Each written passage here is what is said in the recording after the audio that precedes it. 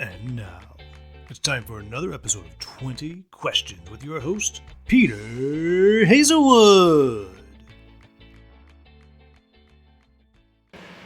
Hello, and today I'm joined by the wonderful Kate Evans, who is the marketing manager for the UK Games Expo. And this is the first time I get to do 20 questions in person, and that's a real privilege. And it just shows where we've come in the last year or so, that we're at a live show at the NEC. It's rammed out there, there's people gaming, and it's just wonderful that you've taken some time out to speak to me, so thank you very much. No, it's lovely to talk to you. We've been watching you on the telly, but it turns out you're a lot bigger than that, which is just amazing. So thank you for inviting me. Brilliant. Well, let's get straight into it. So we started with general gaming. So what's your history with board gaming? How did it happen? How did you get involved? So we always played board games as a family. So my parents, it's obviously Monopoly and Cluedo and things back in the day, but we always played games together. So whilst we did have a TV, I don't remember particularly watching TV. I do remember playing games with people, and that was always very much encouraged and stuff. So, and then from there, friends of mine, I think their uncle ran them through some Dungeons and Dragons, and then he came around and went, "You've got to do this," and we did this impromptu Dungeons and Dragons, which is nothing like Dungeons and Dragons, but was brilliant. And then suddenly it's like, so there's all this storytelling, and then obviously board games and things. There's a massive revolution of things where it stops being roll the dice, something happens, you've got strategy, you've got storytelling, you've got stuff like that, and I'm like, yeah, this is me, this is my hobby, I am a gamer. You knew straight away this was the right fit for you. Absolutely. Alright, well, so what's your earliest memory of board games then? Oh, so that's actually quite easy. This is Monopoly, and my little brother just owning me at Monopoly because he was brilliant at it, and I have no idea why that was. But he would always have all the money, all of the houses, and I would just be paying him rent. So, yeah. I think a lot of families, siblings have those memories. I remember my sister just being beastly with Monopoly. She would just ruin me. Yeah, I would do well at Cluedo, so I was alright. Oh, that's cool. Yeah. But yeah, fantastic. Okay, what draws you specifically into tabletop gaming? What appeals about it? So this is sort of two things. The first thing is it's very much the social side of stuff. I love it when people sit around and you're playing a game. I'm less good at the competitive side of things, or that's not true. I'm less enjoying the competitive side of things. I much prefer the collaborative thing where you sit down and you play against the game. That for me is wonderful. It's that big team effort. It's the laughing at stuff. It's when things go wrong. It's everyone's like, I'm just going to have the next bit, and whether you do the combination or the move or you get whatever it is you're doing. So I think the primary one is I love the social side of it, and the secondary one is I love the cleverness. There's so many things in games where it's clever mechanics and clever ways of looking at a particular situation, and so many genres and so many even like historical things. So Great Fire of London, I love this. We've played quite a lot of this, you might understand. So the whole idea is you can control where the fire goes as part of your turn, so you have to advance the fire, and you can choose as a game to try and put the fires out, or you can choose to burn your mates and let London go. I was going to say, this is the least cooperative game I've probably ever played. No. It's horrific. It's one of those, and it's seeing people. So usually our mob try and play it collaboratively, but there have been a couple of times it's like, no, we're going to let everything burn. It's going to be great. Yeah. That's cool. So not so much for the online gaming. So I've actually been doing role playing with Roll20 since about January 2019, because we had a whole bunch of folks in Ireland and scattered around the UK, so we started up again then, and then obviously everything went online, and we've been doing a few bits with Tabletopia and things whilst on Discord, so you can chat through whilst you're playing a game, and that's been quite nice. It's good. It's a good substitute, and instead of not seeing people and not doing anything, it is absolutely amazing. But this is awesome. You can't beat face. No, absolutely. And one of the things that we're seeing at the show out there is this just pure joy as people see folk for the first time, which is incredible. That's brilliant. All right. Well, here's one. I don't know. this will be an interesting answer. Why do you think tabletop games are enjoying a boom? These last few years, we really seem to be riding a wave. So this is really interesting. So I'm a bit of a nerd for research. So we've actually gone back and looked at this, and there's been a massive rise in board games since about 2008. So obviously there was that kind of mini recession, lots of things went sideways, it was not a good time for most people. However, in that time, board games have actually grown and they've continued to expand and boom. And I think this is for several reasons. One, you've got a lot more people knowing about things, there's a lot more ways of sharing this and showing what's going on. So instead of it just being some box on the shelf with some funky artwork, someone goes, hey, I've unboxed this, hey, this is how you play it, this is how you play it in 5 minutes, this is how you play it over 4 hours with all the in-depth stuff. So it's wonderfully accessible to people. I think it's also, weirdly, nerd has become mainstream. I mean, everyone now knows what a hobbit is, whereas when I was at school, trying to explain what hobbits and elves were, to the others are like, you're bonkers, Kate, you really are. Now everyone knows what that is, so it's nice, it's easy to see. And lots of people play games, you know, I mean, Vin Diesel plays D&D, you've got Joe Manganiello doing that sort of thing. Dame Judi Dench has loads of games that she plays with her grandchildren. Absolutely. The cast of all these kind of places, just it's out there, and people are happy to say, yeah, I play games. It's cool. That is cool. Yeah. And I hadn't really thought about the crossover thing. So, Lord of the Rings, as an example, is such amazing popularity. Yes. As you say, everyone knows what a hobbit is now. Do you want to play a board game about hobbits? Yeah. Now you're invested in what they're about and what's going on. Yeah. Absolutely. It's very, very cool. Okay. So, when and how did you get involved with the UK Games Expo? So I was first involved with the UK Games Expo back in 2007 because we were, so I actually was here as a demonstrator for Estevian Games, as they were, with our little blue shirts with our little dragons on it, and it was me and my best friend, two of the guys who worked for Estevian, and a couple more of our mates. I think there was about maybe 5 or 6 of us. And we came along and it was amazing. And we had such a good time as demonstrators that I went back and I demoed for Expo with Estevian, which then became Asmodee. And then a couple of years, 2018, I met Tony, one of the directors of the Expo, and Finny, our logistics chap, at one of the Fantasy Flight Nationals that they were doing. And we all got like a house on fire. And they said, we've got this idea, we kind of want to do some marketing thing, we don't really know what to do. So that evening, instead of going off with the Asmodeedles, I went to Wagamama's because 1, I like food, and 2, they had these big paper mats.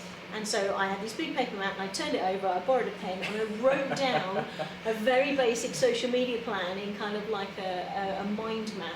And I went to Tony the next day and said, hey, I've got this idea, do you want to talk through it? And he's like, okay, that's fair. And then what he does is he phoned Richard, and at the end of the event they said, do you want a job? I was like, yes, I do want a job. And they said, brilliant, we're in Kidderminster. I said, marvellous, where's Kidderminster? And that was shocking. That was kind of joining the expo, and it's absolutely. So I've only done one expo in 2019 as expo. I didn't realise. This is my second expo officially as expo. So, and it's amazing. It's such a wonderful job, and there's such lovely people. It's definitely a They family. won't watch this. You don't need to. No, they are. They're actually terrible, man. They are lovely. It's absolutely wonderful. I believe you.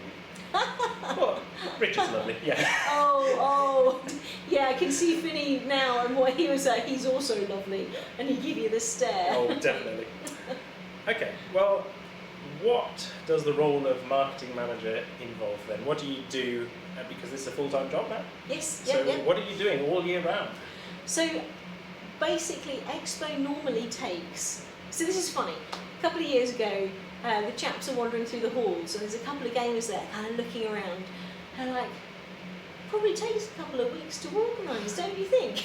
I've heard the story from Richard, and I couldn't believe that. And our chaps are like, yeah, a couple of weeks. So normally we would start very gently in September, because normally we'd be asleep for August, because oh my goodness. So we'd normally start in September, getting things ready for Essen. We'd go to Essen, we'd talk to all our exhibitors, we'd take ideas of interest, what's going on, and then we start announcing sponsors and things. So then November for me is collecting stuff from sponsors. What are you doing? Where are we going? It's planning the marketing. People get lots of marketing packages with us, which you can do the whole year round, but obviously the stuff leading up to Expo, it's key that they've got the right releases, the right times. So part of mine is kind of a traffic management and account role where it's kind of like, hey guys, have you got this? How are you doing? And it's really interesting because some people we deal with are very big. It's not corporate, no one is quite corporate. That's what I love about games. It's still very much a community thing, even if you happen to be a big player. And one of the things is talking to those people. Some of them, they've got facilities to do all sorts of stuff. And some of them are someone who has made a game, has got a starter stand for the first time, is doing a bit of a marketing thing, and you say, I need this in these formats, but talk to me if you're not sure what it is. And they might send you something and go, I really don't understand what this is, can we do it? So we help them through that as much as possible.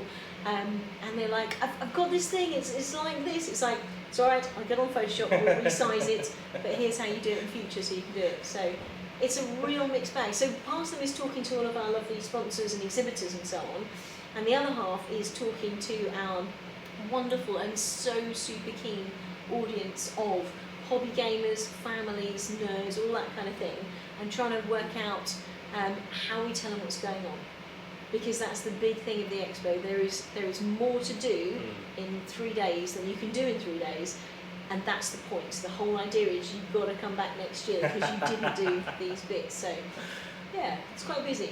It's good. Is very devious. Yes. It's not only you can't come for 1 day, you need to come for 3. Yes. And you need to come back next year and the year after. Absolutely. There's a wonderful thing from, I can't remember the set of press, but they got back to Scotland and they were like, yes, went to the expo, did all 3 days, I got half the stuff that I wanted, result. You're like, okay, that's good, I'm okay with that. Yeah, absolutely. Yeah. Okay, what do you most enjoy about it? Everything. But being what is not a good answer for me. So, what do I like the people. I massively like the people. So from working with the guys in the office, which obviously we've been doing remotely for a lot of time. We've only actually been back in the office since May, and again we've got a big office, everything's distance, mask, blah blah blah, and that has actually it's been wonderful to be back in person and seeing people. But it's also seeing folk for the first time in ages. It's interacting with people. It's knowing what's coming up. So it's very difficult, my job, because I know what people are bringing to the show, and I have a list of what I need to buy. And so, we got paid just before we came to the show, and all I'm just going to do is give it back to everybody now. Yeah. Which is cool. That's kind of the idea, though, and that's the things that I knew about that people sent in. There's a whole wealth of stuff that I saw at the show preview on Thursday, where I'm like, I'm going to need to get that off you guys, and we're going to need to get that off you guys. It's like, oh bother. So yes, it's very cool. That's awesome. All right, well, let's talk about specifically Expo 2021. Yes. Here we are. It's been a difficult couple of years, I imagine, for a lot of people, but the Expo is included in that. Yes. So, what's that been like for you as the Expo organisers as a whole? So it's been very challenging because there's a point where we normally spend 9 months making a show. It's usually October through to the end of May. And then we're dead for June, and then gradually July and August you're picking up, sorting out, and then kicking off again. But we moved it, and then we went online, and that was the big thing. It's like, we've got to run a virtual show. We don't know how to run a virtual show, and it's actually quite cool. So Richard and we went to FnordCon. FnordCon is the Steve Jackson Games. It's in Texas. Oh, okay. And I say we went to it as in, I was in my house online, Richard was in his house online, a whole bunch of stuff on Discord, and I'm looking at going, that's a good idea, we're screenshotting it and doing things like that, so what can we do? And then we got together with the guys, and obviously Richard and Tony massively collaborative in how you get things done, how do we solve the problems. That's a wonderful thing about the Expo. It's like everything is like, okay, how do we make this work? And then after a bit of a kerfuffle and a lot of tech from Tom Usher, who's the chap who redid our website and things and does all our coding, and also some lovely stuff from Larry Brangwen of Noble Digital, who does all of our user experience and stuff. And kind of this collaboration of things came together. It's like, let's run a virtual show. So, and that was amazing. And we thought, if we get 5,000 people across the weekend, that would be wicked. So when 15,000 people hit our servers in the first 30 seconds, and they fell over because we thought we'd given enough provision, and we hadn't. We're very sorry about that. And so they basically went, and after a little bit of shouting and tweaking and flux capacitor, Star Trek type speak, we had a lot more bandwidth servers, whatever the technical term is, sorry IT, and that was good. And we had about 35,000 people over the thing, 35,000 people. We sort of officially registered about 15,000 people. So that's what we're taking as the number of people we went. But you can see traffic for the others. We just can't officially say it's one person or whatever. Sure. So we like to have truth at the expo. Absolutely. Yeah. That's really cool. Okay, well I was going to say, has COVID changed anything about how you work in particular? Is there things that you do differently now that you didn't do before? So specifically for the show, there's all kinds of things going on. So we've got 4-metre aisles, 4-metre wide aisles, so a lot longer than 4 metres, 4-metre wide aisles. All of the NEC has changed its filtering and things because it was a Nightingale hospital, so they have medical grade filters. There's hand sanitizers every couple of yards, almost enough that you could choose your brand as to what you quite like to use. There's also things like we're asking everyone to wear face coverings and things. Obviously, if you're medically exempt, we massively understand. And the thing about that is how wonderfully understanding and respectful everyone has been of each other. To the extent that we're seeing elbow bumps, but people who know each other, there's more of a thing. It's really nice to see that. Also, from our point of view, we just space things out. So where you would be open gaming right next to each other, or in any of these other tournaments and things, you'd be right next to each other. There's a space in between, like a whole table's worth of stuff in between. The point is, we need to give people confidence. We need to run a safe show. We need to be very aware that this thing has kicked a lot of people very, very hard, and we're massively mindful of this, and we want to run the safest, best show possible. And I think we're one of the first consumer shows this year, so that's both brilliant and exciting. And, oh my goodness, very cool. Yeah. So yes, it's changed a ton of stuff, and this is after Richard has produced 14 different types of map. Well, if it's this distance, and if we have to do this, and if we have to do this, and we have to do this. Permutations. Yes, yes. Wow. And we got back in May, and the whole lot of it is scrapped. It says Plan A, run a show, distance. That was the thing. So it's cool. So, what were your expectations for this expo, and what are you hoping for in 2022? So, we just wanted to run a safe show. We had people who are keen. There are exhibitors who are keen, we have customers who are keen, our volunteers are amazingly keen and so super friendly, and all of our crew kind of ready to go, and then it was kind of like a, let's see if anyone turns up. You're like, you're going to turn up, is it going to be okay, is everyone alright? And then yesterday it was just like, there was a hall full of people, so we've got the whole of Hall 3A, the NEC have very kindly given us the whole of Hall 3A, which normally you have to pay for. We're like, no, all of your ticketing's in there, everyone's spaced out, there's huge amounts of space to do things. And I went in there because people are like, we normally see the queue outside the door and that massive hype train that's going on. And the guy's like, oh, what have we done? It's coming. I was like, no, I've just been to Hall 3, look at this. And there's just loads and loads of people just being very, very calm, very excited, but in a calm fashion, keeping distance from each other, masked up. Oh, it was wonderful. So yes, what we wanted from this year was to run a show and to have some people turn up, and they have. Thank you. Yes, well done. We're massively grateful, and it is absolutely joyous. So yeah. And what about next year? Next year we have 3 halls of the NEC. It's going to be Hall 1 and Hall 2, and we've also got Hall 3, so it's going to be bigger. We will have the Hilton Hotel back again because they're in the middle of a refurb. Okay. And you don't normally think it's a refurb, they're doing a bit of paint. Everyone looked across, it's like a demilitarised zone, there is no glass in the windows. It's a bit post-apocalyptic, it's kind of weird. So yes, all of the Hilton, Hall 1, Hall 2, Hall 3, and it's going to be awesome. We've got some very keen people who wanted to come along this year.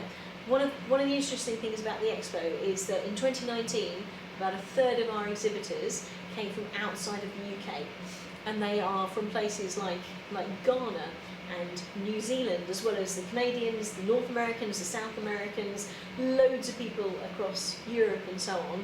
And we get this wonderfully cosmopolitan people who want to reach the UK Games Expo audience because they want you to see the games, they want to show their stuff here. But obviously, travel restrictions being what they are, so this is the other thing. Apparently, from Monday, that's all eased. Perfect timing. It's been that sort of year, but it's been really good, and everyone has kind of kept going with stuff. But yeah, 2022, much more back to seeing the big stuff in the halls, much more back to seeing more things going on. We're looking to expand our publisher designer area and the Carter Mundi sponsor, so we've got some universities coming in there because they're showing games and stuff, and they run courses on how to do games design and so on. This is for kind of their students. The playtest area is really well subscribed this year, actually. Very, very impressed. Thanks to everyone who's playtesting. But there's also a set of stuff in there we're doing with Mojo Nation about licensing and things like that as an idea. There's lots of potential stuff, and then huge halls worth of demonstrations of games, new games, everything that's coming up. It's really good. Huge amounts of tournaments as well next year. We'll be back on the proper circuit for Go to UK Games Expo. This is the qualifier for Catan, for Carcassonne, for wherever it happens to be, that kind of stuff. So yes, there is a ton of things going on for next year. I get the feeling that UK Games Expo don't play things safe. You say, this is what we want everybody back in next year, it's going to be the best one yet. Absolutely, and we try and outdo that every year. There's a wonderful thing that Tony, one of our directors, says, and he says, we were looking for, as we were growing it as the Expo, he says, we were looking for what's the best practice, who's the industry leaders, and it's only when they went to a number of other conventions looking for this, that the other conventions went to them, so how do you do this then?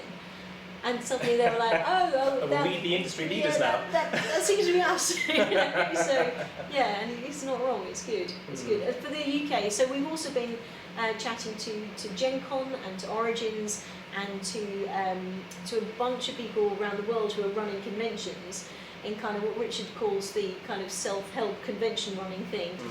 How are you guys doing this? What are the regulations for that? Has anyone got a good idea? So we're trying to share best practice. And we've also been having really good links into the events research program that's been running, because one of the chaps at the NEC is deeply involved. So we're talking to him as well. So it's like, how do we run safe things? How do we roll that out? And how do we share that with everyone? So yeah, it's good. 2022, amazing. 2021, everyone turned up. This is amazing. It's wonderful out there. Yeah, this next question is completely superfluous. Sorry. No, I mean, I already know what the answer is going to be. I was going to ask, what do you most enjoy about actually being in the event? And I suspect you're going to say, the people, having everyone people. here. Yes, So absolutely. Maybe I could ask, what has been a highlight for you going around the halls this year? What's caught your eye? So, as in shopping and things. Yeah, so, shopping and publishers, whatever. So it's lovely to see all the Asmodoodles doing all the games and things. It's wonderful to see people sitting down. This morning at 9:03, Alley Cat Games had 4 tables already with demonstrations going on. That is super keen. Does a very, very good job. So from a personal point of view, I like miniatures and models and painting as well as games. So I saw Cerberus, I think Cerberus Studios, okay. Sorry I've got that wrong guys, they've got some beautiful things there. They've got some painted and unpainted, so I'm probably going to go and have to hemorrhage some money at them. And then there's a couple of lads who have also got some cards, like a deck of cards about what you do for your players. Say, here, you sort of invite them to the plot in your role-playing game and actually say, no, we're going to look at job board. So they've got pre-done job boards. It's a great way of storytelling, things like that. I've got a card on my desk over there, and I cannot remember the name of them, but I will probably see if I can find out who that is. But that's cool. Yes, there's a lot out there. Yes, that was a completely mean question, but yeah. Yeah. I had to remodel that one. Sorry, darling. No, it's fine. Talk too much. Well, so let's change it up now. We'll head into the quickfire round. Excellent. Anybody who's seen this before, I'm going to ask a more simple question, and you've got to answer as quickly as you can. Excellent. Okay, so favourite food? It's probably all food, but specifically ice cream and steak, not together. Oh, But yes. now you're talking. France or Spain? Oh no, that's hard. Yes. Yeah. Very torn. Probably have to go with Spain, even though my Spanish is rubbish. My French is actually pretty good. Finney's going to kill me on this one because he's half French. So yes, Spain, I would say. Books or films? Books. And then I'd like to see the film, please. But let me read the book first. Here's a mean one then. Favourite board game? You can't answer. I'll allow a tabletop game, a miniatures game. Okay, no, that's yeah. That's hard. I mean, yeah. So we had people ask this yesterday, and you still haven't got an answer. and so, no. So we were asking punters because there was someone else who was doing this. And it's one of those things that the reporter thinks, oh yeah, this is an easy game, and you can see our gamers there going, oh no, but what if it's this and what if it's that? Okay, so insane kind of, I think Shut Up and Sit Down describe it as the prog rock of board gaming and miniature games, and that's Kingdom Death Monster, which I own a couple of figures from, and my friend owns a lot of it, and that's very cool. But I would also go for Monster Slaughter by Ancala Games. Really interesting. You've got the Scooby Gang in the house, or the equivalent of. You also have Mulder and Scully. Pick a trope for horror, but you get to play the aliens or the swamp creatures or the zombies as a family, trying to eat and destroy these guys. And I quite like that it's turned on its head. So yeah, nice. It's very good fun. Okay. Oh, you're going to hate this one then. Oh no. What do you think of a most underrated game? Ooh. Maybe something that you don't think a lot of people talk about. Yeah. Like, or... So that's actually quite tricky, because you get. So the other thing I have is, because obviously I go onto all these forums, see what's going on, see what's cool. People often look at a game and go, actually that's pretty cool, but we don't know too much about it and things. Rats. No, that's actually a very tough one. Let me get back to you. Okay. This is a really mean one, and I like this. This occurred to me a couple of interviews ago. How big is your collection? It's fine. I have space. Give us a rough number. On top of the shelves. So I've got those. I don't have a Kallax unit from IKEA. I know that's weird and strange and peculiar, but I've got the Ivar things, because what they do is you can adjust the heights of the shelves. Cool. So I have one side of the room, so it's like two sets of Ivars, one of those corner units. So that's role-playing games, and that's things that are role-playing adjacent. Okay. And then on the other side, I've got two of them which are straight, and that's miniature games. Yeah. And then that's board games, and that's fine. So I don't have a problem. It's only a problem if you're not eating, and I'm definitely eating sea ice cream and steak. It's fine. It's all good. That's cool. And yeah, you're going to kill me for this one. Who's the bigger pain in your backside, Richard or Tony? Oh no, you can't do that. Chaps, is this a thing? Is this my review for the year? Yeah. So that's how that's working. So I had a word with them. They said they needed to know. No, that's the thing. So see, Tony solves problems for me. This is the thing. This is what's interesting. Richard creates them. Richard creates things that we need to solve. Okay. Tony solves problems, and I kind of on both sides of it try to do that. So that's I think what's we've got very the answer there interesting. then. Yeah, it's not a pain, it's a challenge. So yes. That's cool. I apologise for that. That was very No, that's fine. If I'm fired next week, this is why. If anyone needs a marketing manager, that'd be great.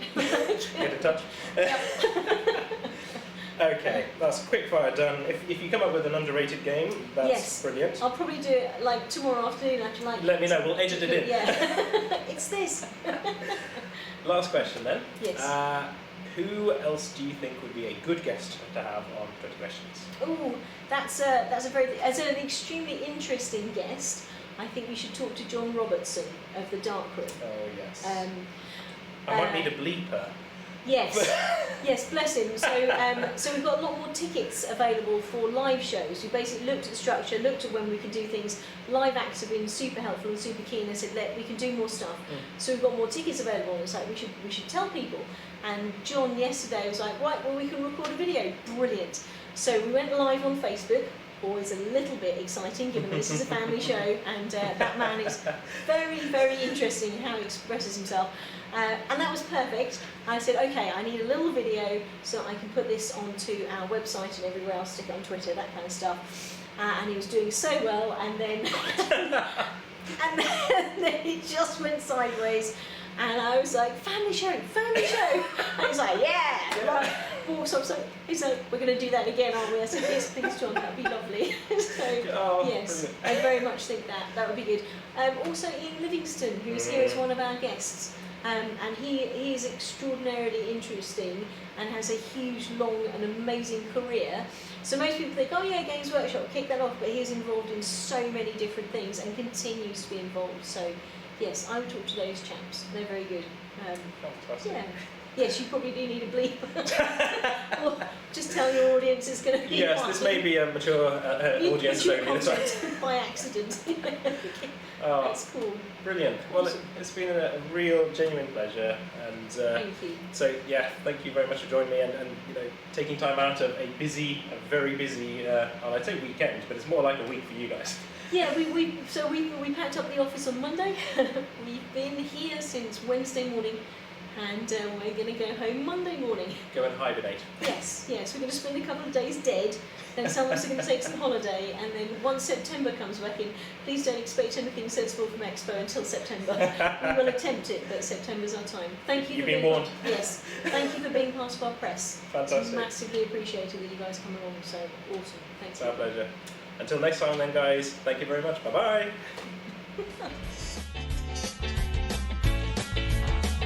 You've been watching Board Game Hub. Please remember to like and subscribe if you like the content. Until next time, farewell.